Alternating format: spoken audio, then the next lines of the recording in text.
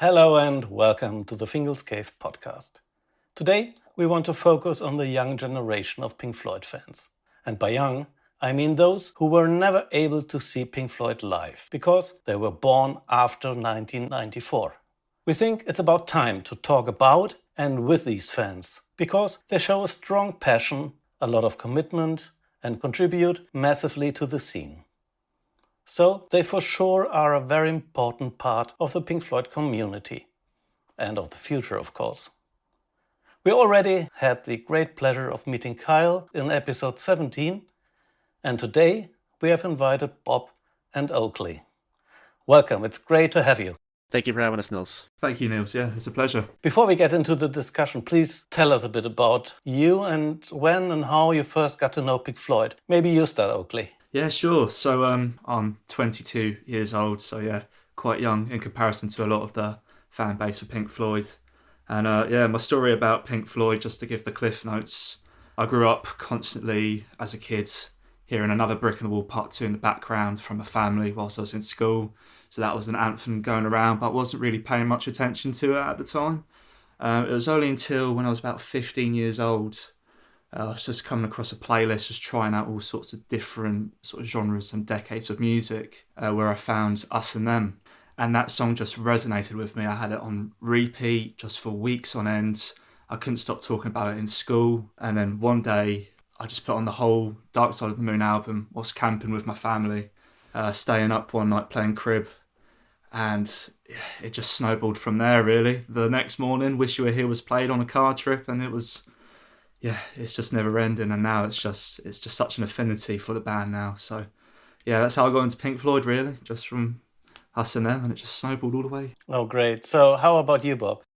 I got into Pink Floyd around about 6 years ago. I think it was around 2018, and I still would have been in high school then. And I believe my first ever exposure to Pink Floyd was when I was driving home with my dad, and Comfortably Numb happened to come on the radio. And I remember hearing the intro and thinking, oh, this sounds very interesting. I'd never heard anything quite like it before. And so I looked at the little LED display on the dash and said, Pink Floyd, Comfortably Numb. I said, okay, this is Pink Floyd. Okay, interesting. And we were listening to it, and I think like everyone else, I was absolutely gripped by the guitar solo in particular. I remember awestruck at how a guitar could sound and be played like that. I never really heard anything like it before, and that same night when I had finally got home, I opened up, must have been Spotify, and I just started listening to the entire Wall album, and ever since then I've been hooked. And as the weeks went by, I started getting into the Dark Side of the Moon. That was the second Pink Floyd album I listened to, and it was the same with Oakley, Us and Them. Absolutely incredible song. It's my personal. It might be my most favorite song of all time, let alone favorite Pink Floyd song of all time. But ever since then I've been gripped by this band. So would it be true to say that the two of you are both oscillating between 1973 and 1979? Or are you going earlier or later as well?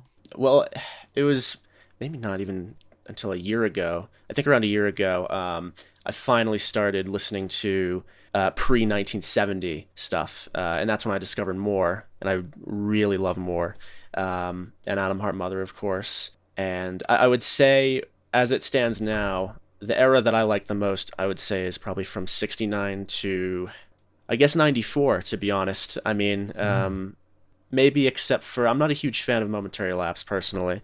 I do quite like the Division Bell, but as far as the original four, I think, everything from 69 all the way up to 79 for The Wall, I think, for me, personally.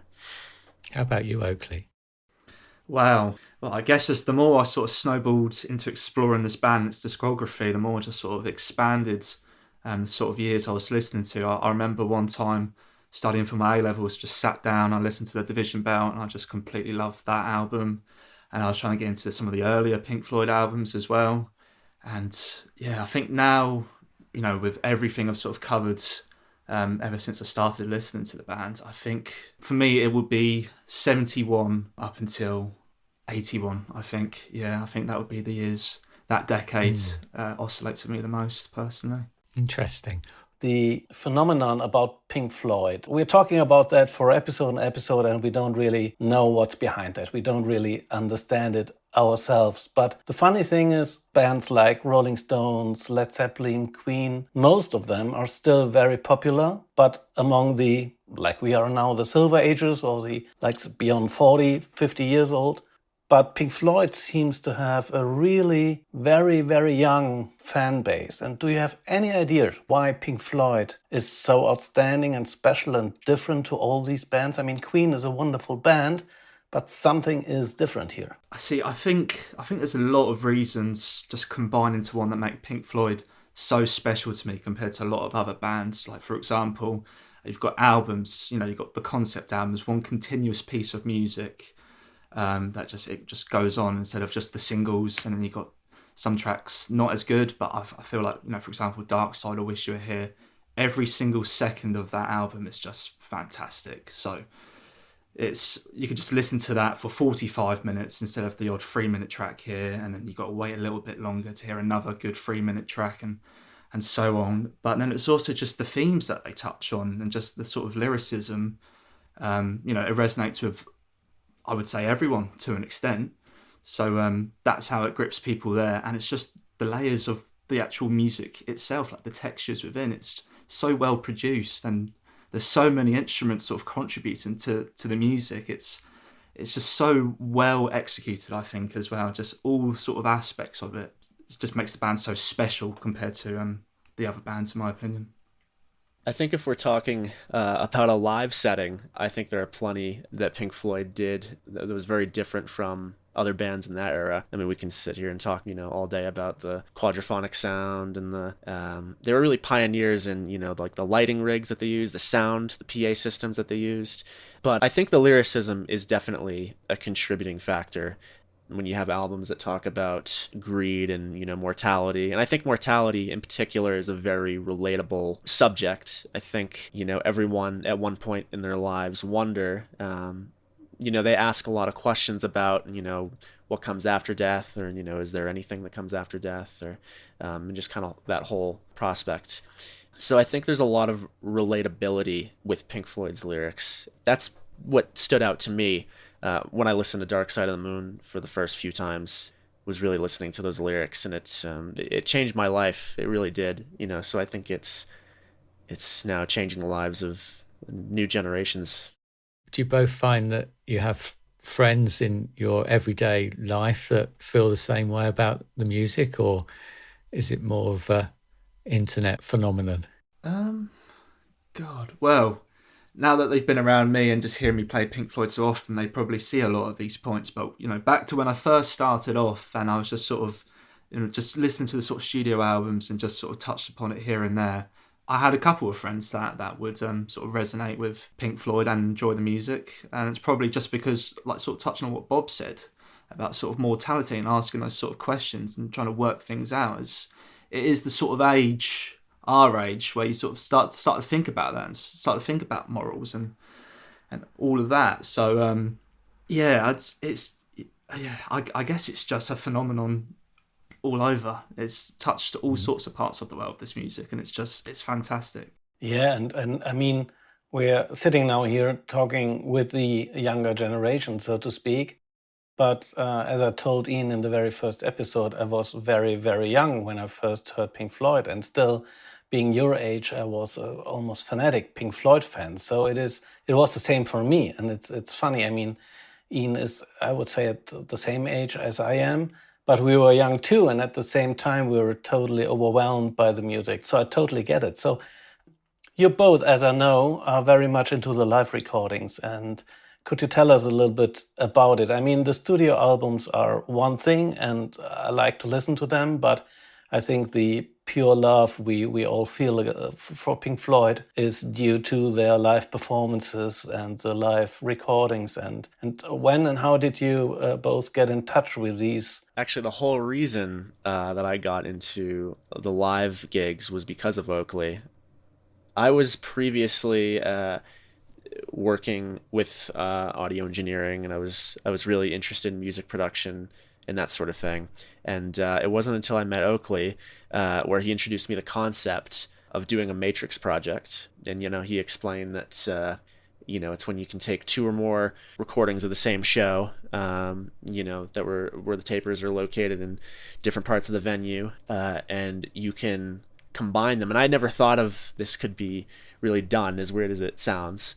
But it's a very interesting thing that you can take two recordings of a concert that happened in 1975, for example, where there just so happen to be more than one taper, and you can combine them, and sometimes it sounds better than it has more fidelity than any recording by itself. Yeah, the first sort of reason why I got into sort of experimenting with projects like that was other people were doing it with just audience recordings, but somehow there would be things other than an audience recording that would make its way out. So with that, there was an open air mic, and I was, wow, this could sound probably great mixed with the audience recording. So that's when we started talking, because the first project was, it's so awful now looking back at it, but you've got to start somewhere.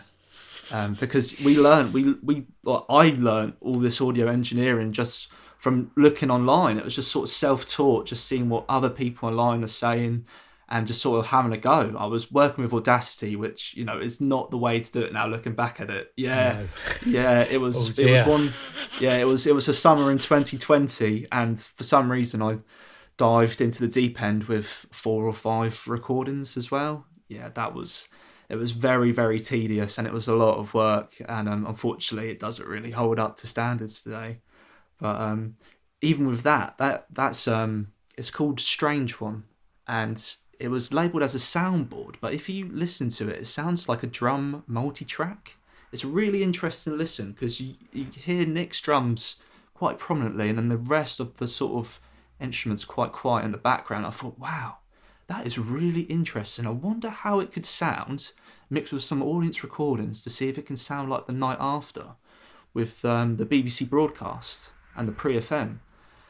Yeah, it's getting into the live recordings was interesting for me, because when I was just getting into Pink Floyd and just snowballing, I eventually came across the Immersion box sets. And I was quite interested. So I got all of them, and I was wondering, is there an Animals one? Surely there's an Animals one, because it's part of the Big Four, right?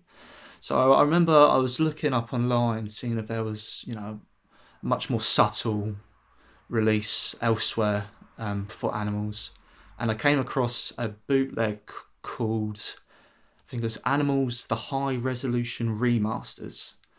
And the packaging looked professional. I thought this could have been a Pink Floyd release, and I had a look at the track list, and there was the first set from the 25th of February 1977 and Oakland the 9th of May, and I had a listen. I was like, wow, this is a fantastic quality recording. Like, I had no idea what the set lists were like at the time. I was completely oblivious to bootlegs back then somehow. Like, looking back at it now, I couldn't believe how oblivious I was. I was just looking at the official releases and just taking them at face value. But I can't remember how I got onto it next. But then I found out with the wall shows that there's the 13-minute Another Brick in the Wall Part 3 jam. And I remember I was trying to download it off a website, and I had to leave my computer on all day because it was a fixed download speed. Because this was back before I even found, the forums like Yeeshkul. And I was like, okay, I'll wait all day. I went to college, I came back and I listened to it. I was like, oh, this is fantastic to listen to. Just that sort of improvisation. And I think that is how I got into the live recordings and why I enjoy them so much. I love listening to the studio albums, don't get me wrong, but when you listen to different shows, you hear a little bit, oh, they did this differently here. Oh, there's a flub there. Oh, they're laughing during this line of the vocals. So that's why I really enjoy the live recordings, I think, because there's just some differences that you notice within, and it just really adds character to it. You have struck a note of irony there for me, because when I was 22, I wouldn't need to wait all day for a recording. I would need to wait weeks, and then I probably wouldn't get it in the first place anyway, because it wasn't out there, because the internet didn't exist and it hadn't equalized everything by making virtually everything freely available as it is now. Yeah. Or I would have to get a train to Camden Town and go and have a wander around there and find some guy who had loads of colourful looking tape boxes and take a gamble and buy one or two. I'm sounding old. Wow.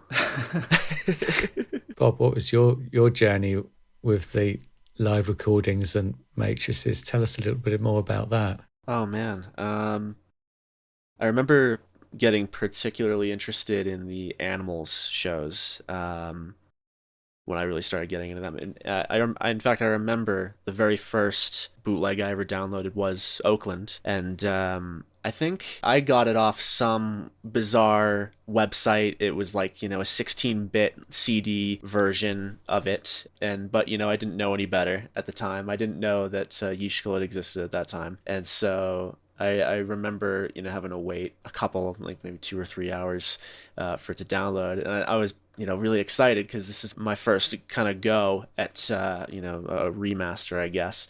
I listen to it now and I think, oh my god, I could have done a little bit better on it, but I think Oakland was kind of my initial experience with bootlegs, and then I think Oakley told me about Yeeshkul. He probably would have been the one to tell me about it, and then made an account, and then I looked at the audio list and was absolutely overwhelmed, at the amount of recordings, the amount of dates, and some of these dates have 1 recording, some have 2, some have 6 or 7 or 8, and I was just thinking, my god, where do I go from here? And so the first Matrix project that I ever undertook was Boston Garden. I read the story of Dan Lempinski and Steve Hopkins, and these were 2 well-known tapers in the Boston area. And I'm actually from the Boston area myself, and I think that's maybe what made me take a bit more interest than usual with the other 77 shows. And I think Hopkins is up front. He's, I think, maybe 8 rows from the stage.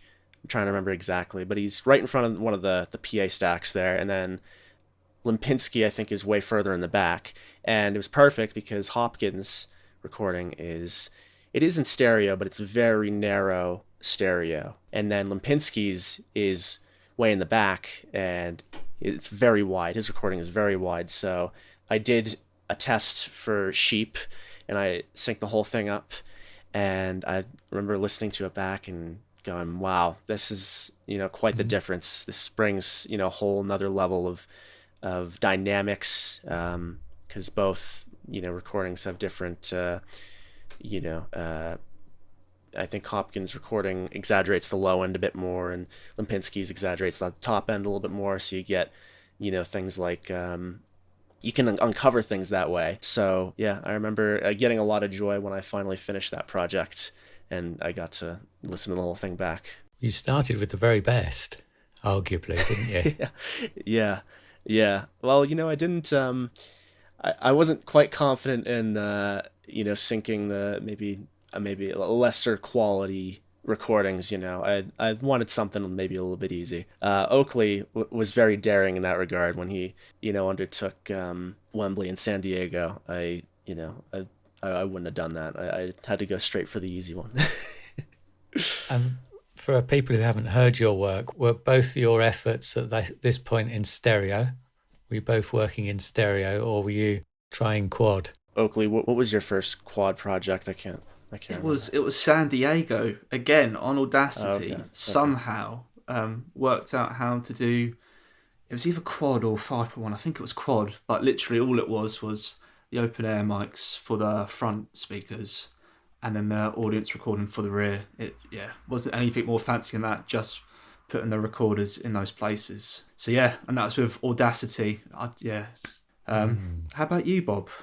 I think I don't think I got into quad until much later, because I'm trying to think, because I did Boston Garden, and then Montreux? I was thinking it might have been Montreux, and I think Montreux was my first quad endeavor, and when I was talking about it with Oakley, and this was a couple years ago now, I was getting very interested in surround mixing, and so I took the plunge and I went on eBay, and I already had a couple studio monitors. I just had, standard left and right stereo, and luckily I had an audio interface that could accept 4 speaker outs. And so I went on eBay and I just looked for the cheapest, decent speakers I could find. And I bought them, and as soon as those speakers got there, I hooked everything up. Yeah, that was my first endeavor in quadrophonic. Well, congratulations to you both for taking it on, because so many people wouldn't even go there, would they? And it takes time. It takes time to find the best recordings, then it takes a long time to get your work coming out well. And one of the things you mentioned a few minutes ago was that your early projects were flawed. What are the general pitfalls that people need to be wary of when doing a matrix or a quadrophonic project, would you say? I think one big thing is the actual sync itself. You have to be very careful when it comes to something called phase cancellation. And it's when the waveforms of the 2 recordings don't exactly quite line up. It's a bit of a game trying to keep them exactly in line with each other, because 1, you don't want it to sort of flam in between headphones. So if, say Nick hits a drum on one recording, and then, even 10 milliseconds later, you hear it in the other recording, you can hear this kind of weird stereo image that doesn't sound quite right, and it doesn't sound full, and you run into that problem as well if they're, I guess, too closely synced as well. If it's, I guess, too accurate of a sync, that is what takes up the bulk of the project right there, is just making sure that your recordings are in sync and they're not canceling each other out. So I would say that's the one thing I've always tried to be better about and, get better at. I'd say that's the one thing. Is your experience similar, Oakley? Definitely, yeah. The sync is absolutely crucial, because if you got one bit slightly out of line, it really can throw the whole sort of fullness of a project off. But another thing as well that I wish I knew way back when I did my first project was don't necessarily put everything so loud. Louder is not necessarily better, because for some reason I just left recordings at sort of the volume that they were released at, and when you look at the project, because you got all of those recordings at normal volume, it is really heavily brickwalled, which is a real shame, because you lose a lot of the fidelity when you brickwall it like that. So that's one thing as well. I'd say don't keep things as loud. Loud is not always better. Yeah, keep it controlled. Coming back to the alignment point, fixing it, is it about nudging things along a little bit, or stretching, or is it both? I've always been interested to know. I think it's a bit of both, because sometimes you'll have sections. I've had sections of these recordings where you can leave maybe 2 minutes. There can be a whole 2 minutes where if you stretch it to the speed of the other recording, it will stay in sync pretty much perfectly. And I had that with Montreux. There were certain parts where you could just leave it for 2 minutes, leave it rolling for 2 minutes, and it'd be completely fine. You didn't need to make any sort of adjustment. But then, right at the end of that segment that's in sync, there could be a complete dip in the speed. And so that's what you have to watch out for, really, is because they can kind of sneak up on you. It depends on the nature of the recording, if how good the equipment was. I think it's the thing about analog as well. If 2 digital recordings, all you have to do is just align them. You don't have to worry about stretching constant seconds or minutes of audio to try and keep them in sync, because they will be consistent digitally. But with analog, you've got things like the motor speed, you've got the batteries, you've got all sorts of different variables that change the actual speed of the recording. And yeah, with that, it's a lot more work trying to do analog recordings as a project. So If your concert you're working on is an hour and a half long, how long will it take you to complete that project? the more I sort of worked on projects, the more sort of things I look out for and the more critical I sort of listen to my projects now. So there's syncing, which an hour and a half project, what would you say, Bob? 4.5 hours, 5 hours? Well, I guess it just it greatly varies. I think for an hour and a half, it could take 4 or 5 hours. It could take 10 hours. I think Radio City took me, is around 2 hours, to be fair.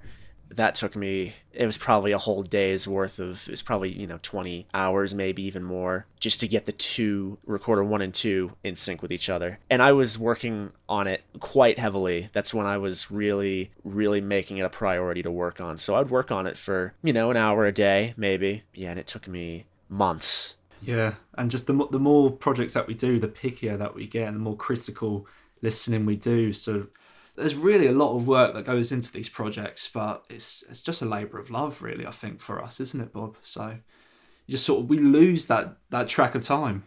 So once you started with all these projects, did you get any support from outside, from external people in the forums, from Yeeshkul or anybody? Yeah, there was quite a bit. There was a lot of good feedback actually for my first project. There were people that would say, okay, so what you want to do, listening to this recording, you want to not have it brickwalled. And that's when I learned about brickwalling, and then people recommended sort of what software to use. And Bob was actually the one to teach me the sort of ropes of Reaper. And we learnt new methods, like as time went on, to how we can actually sync recordings together. Yeah, we got quite a good bit of feedback, and that definitely helped strengthen our sort of engineering skills. And there's even sort of documentation online from other people on the forums that have done projects with very detailed notes, which is, something I'm grateful for, because it really helps to sort of understand how to sort of get involved with this sort of beast of a project per se, with doing a matrix and such. So yeah, it's there's definitely a lot of knowledge out there, and people are definitely willing to help give feedback for this sort of project, which is really, really great.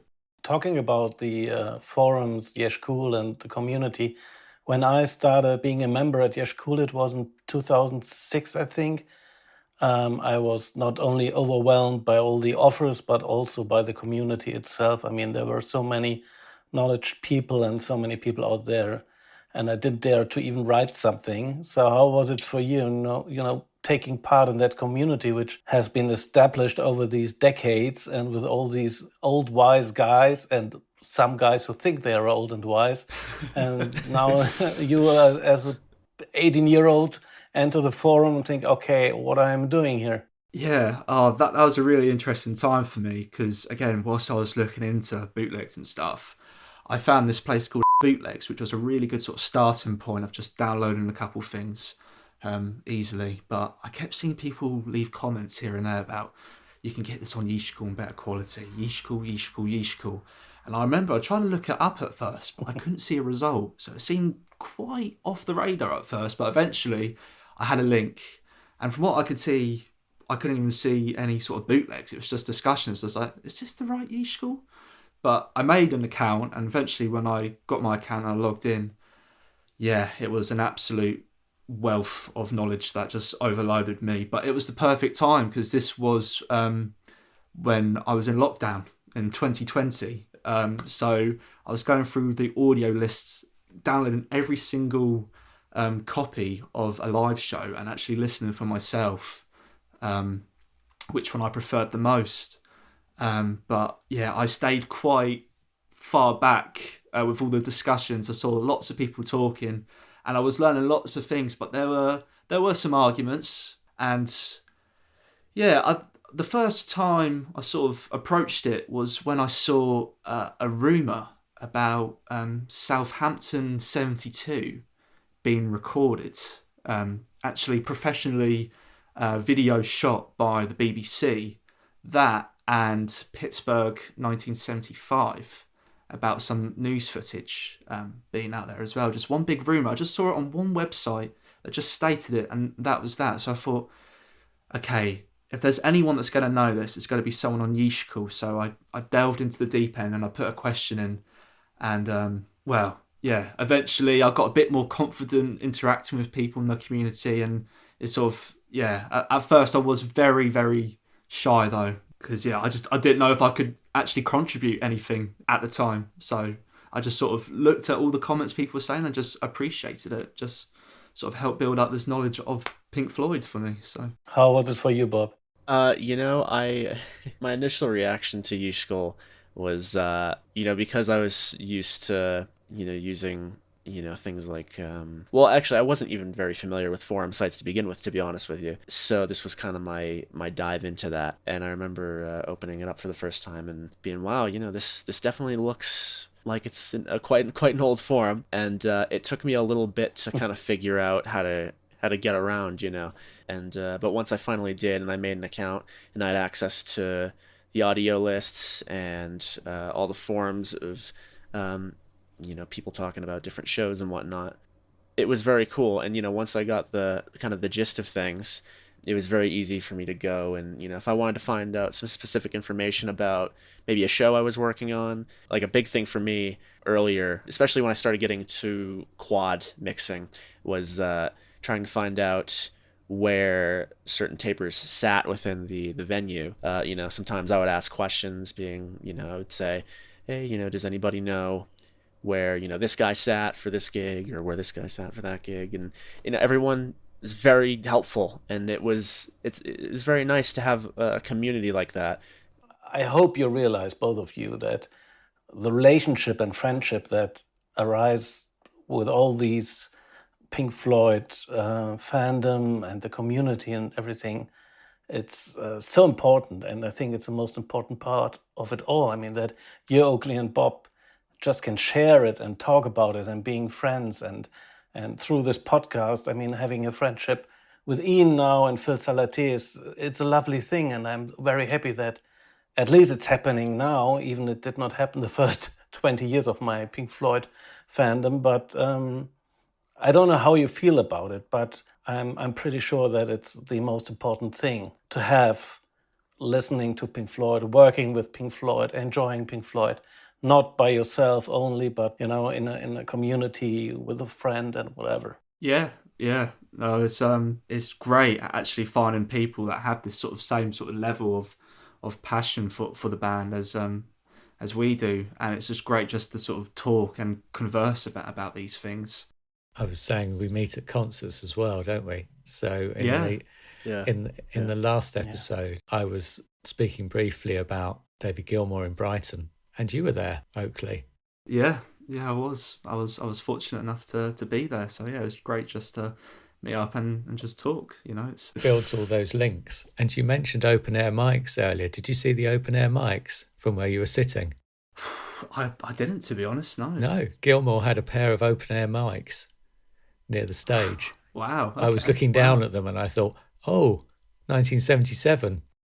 They were on stands quite high up and pointing towards the audience, presumably to capture ambience and the sound of the PA. So some things don't change. I would like to go on a little bit further, if I may.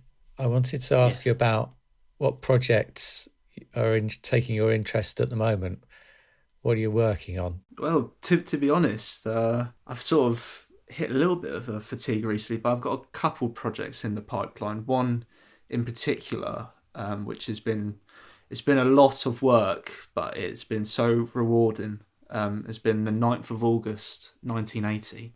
With that, I've been working on a 5.1 mix, which is quite substantial because there isn't a fan mix out there for the wall shows, and it's not been officially released either for a surround mix. So it's I think, as far as I'm aware, the first time you'll be able to hear the wall shows in a surround format since the actual concerts themselves. But with that, there's been a lot of work. I mean, this project's been going on for over 2 years now. just because there's 8 sources, I think. Wow. And yeah, constantly there's sort of new improvements coming out, like a lossless version of a recording, or even a new recording, or an extra bit of 8mm film that has some audio contained with it. But yeah, there's been a lot of work there, and because there's just so many sources to play with, and just now being so critical of these projects, it's constantly in just a sandbox. And I think one day I've just got to go, this is it, this is where I draw the line, and it'll be ready for all, just to share with Bob, just to see what he thinks. It's but that's been definitely the main project that I've been working on. But other than that, it's just sort of experimenting with other shows, really. One has been the first Wembley show, 1977. So with that, there's 2 mono recordings. And I think this is why I really do enjoy sort of working on Matrix projects, is converting a show from being able to listen to it from mono to stereo.